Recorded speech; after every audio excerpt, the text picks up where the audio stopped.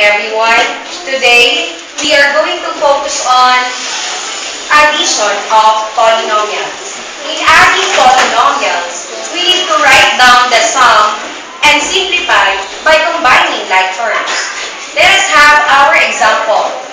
Let us find out the perimeter of the quadrangle LOVE. Side LO has 4x. Side OB has negative 3x minus 1. Side EB has negative 2y.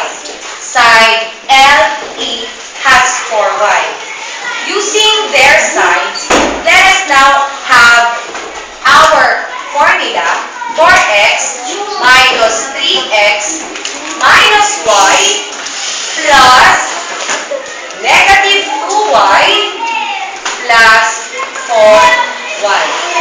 Remember that in adding polynomials, we need to combine similar terms. So we have 4x minus 3x is equal to x or 1x. Then we have negative y plus negative 2y plus 4y is equal to 1y.